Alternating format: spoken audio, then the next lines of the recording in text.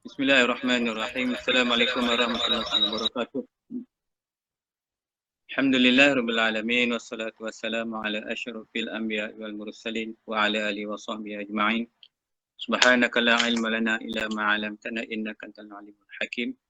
Rabbi shrah li sadri wa yassir li amri wahlul 'uqdatam min lisani yafqahu qawli. Wala haula wala quwwata illa billahil aliyyil azim. Allahumma salli ala sayyidina Muhammadin abdika wa rasulika an-nabiyil ummiyil wa ala alihi wa sahbihi wa sallim. Amma ba'd. La haula wala quwwata illa billahil azim. Alhamdulillah, bertemu lagi kita di malam ini di majlis zikrullah. Seperti yang kita bincang pada malam semalam. Jadi tujuan zikrullah ni amat besar fadilatnya. Di mana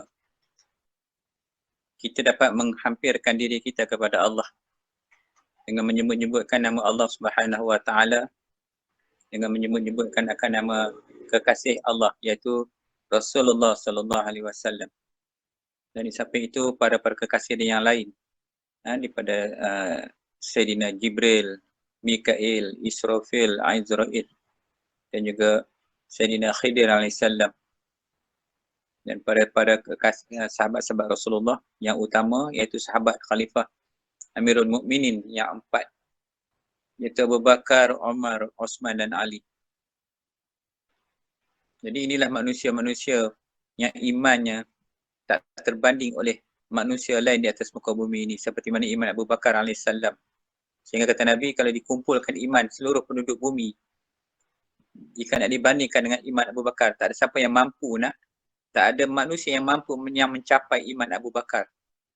Jadi tak rugilah sekiranya kita menyebut nama Abu Bakar As-Siddiq alaihissalam, menyebut nama Umar, menyebut nama Osman, menyebut nama Ali.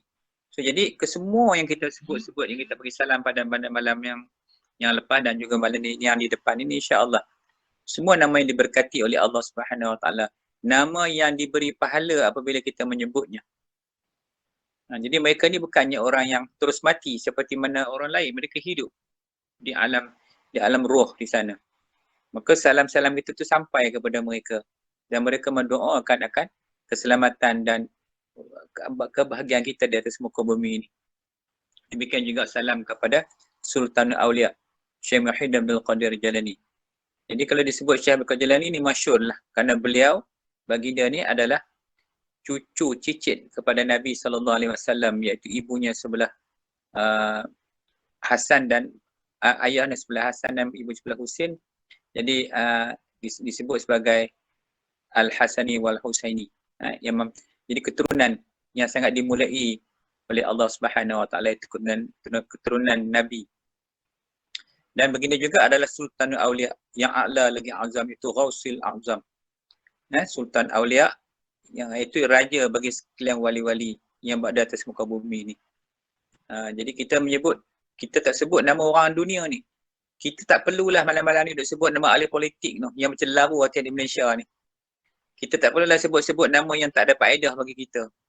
Kan kadang-kadang kita nak main dengan dalam WhatsApp tu banyak sangat post ni dah cerita pasal politik daripada pagi sampai malam. Tak ada faedah apa pun, tak dapat pahala pun, dosa lagi sebut nama. Lebih baiklah kita berzikir, sebut, memberi salam kepada nama-nama yang dikasihi oleh Allah, nama-nama yang dimulai oleh Allah. Demikian juga nama penjaga Ashabul Kahfi. Bagaimana kisah keimanan mereka. Semua mereka ni ada sejarah-sejarah yang masyhur yang kita kena ingat. Lepas tu kita kena perlu hampirkan. Kalau kita tak cerita, tak kuliah macam ni, tak ajak menyebut-nyebut nama, rasanya umat-umat kemudian hari semakin lupa. Semakin tak ingat nak sebut tu. So jadi kita peringatkan dalam kita punya zikrullah, di samping kita berselawat, kita beristighfar kepada Allah, kita juga memberi salam kepada mereka. Mudah-mudahan usaha ikhtiar kita ini di musim COVID ini dapat membendung, mengurangkan COVID ini. Kita tak tahulah doa kita ni sampai mana, tapi kita yakin Allah akan makbul doa. Mungkin bukan hari ini, mungkin esok, mungkin lusa, mungkin tulat, mungkin hari-hari yang Allah telah tentukan. Dengan sebab-sebab apa? Sebab ada manusia-manusia di muka bumi ini yang menyebut-nyebut nama-nama yang Allah kasih, yang Allah mulai, yang mulai sehingganya Allah kasih lalu Allah turunkan Allah punya kuasa semua nak menghilangkan COVID. Allah punya kuasa nak mengangkat COVID itu naik balik. Kita tengok hari ni orang dah sibuk dengan vaksin. Kan? Kita bukanlah tak boleh ikhtiar. Boleh, tapi banyak yang tengok yang mati. Di Indonesia pun ramai kita tengok yang mati dengan vaksin. Kita pun tak faham soal-soal vaksin ni. Jadi menakutkan daripada elok-elok hidup, sebab takut kepada COVID, suntik bukan-bukan langsung mati. Hanya kita tak nak. So kita kena balik kepada Allah. Kembalilah kepada Allah. Jadi tajuk kita ni pun kembali kepada Allah. Kita ni nak kembali kepada Allah. Kena beri peringatan supaya jangan lalai, jangan lara atas muka bumi ni. Sebab hidup pun tak lama. Ya? Okey, baik. So, jadi insya-Allah kejap lagi kita sambung dengan tazkirah pendek. Kita mulakan majlis.